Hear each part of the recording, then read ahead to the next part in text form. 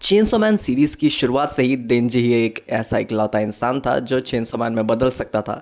लेकिन एक दिन वो एक ऐसा गलत फैसला लेता है जिसके चलते उसे एक नकली चेनसो मैन और ढेर सारे चेनसो ज़ॉम्बीज़ से मुकाबला करना पड़ता है और उसे एक बार फिर बहुत तड़पना पड़ता है, खासकर कि तब जब वो उनकी वजह से नायोता को खो देता है जिसे वो अपनी छोटी बहन जैसा पालता था।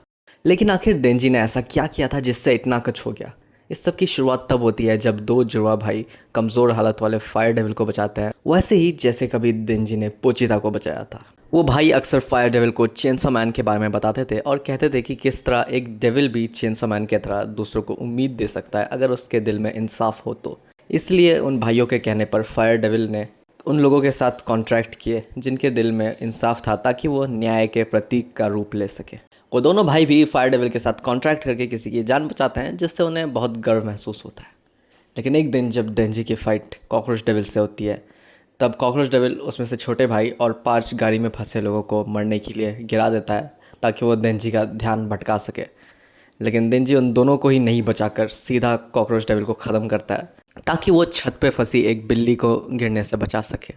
और दूसरी तरफ छोटे भाई और गाड़ी में फंसे लोगों की मौत हो जाती है, जिस वजह से बड़ा भाई, जो कि इससे पहले चेनसो मैन फ़ैन हुआ करता था, अब चेनसो मैन से नफरत करने लगता है और उससे बदला लेने के लिए फायर डेविल को अपने अंदर रखकर फेक चेनसो मैन में बदल जाता है। लेकिन सीधा डेंजी से लड़ने की जगह वो पहले दूसरे डेविल से लड़ता है, जिससे डेंजी का फ़ायदा ही होता है।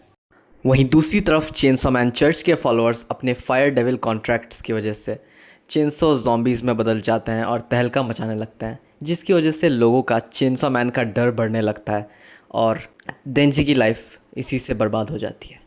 इस सब के 5 महीने बाद fake chainsaw man fire devil के कहने पर फैमी को मारने की कोशिश करता है, उसे डेड डेविल समझते हुए, जबकि असली डेड डेविल उन दोनों को ही अपना खाना और फिर गुलाम बना लेती है और उन्हें बर्बादी मचाने का ऑर्डर देती है।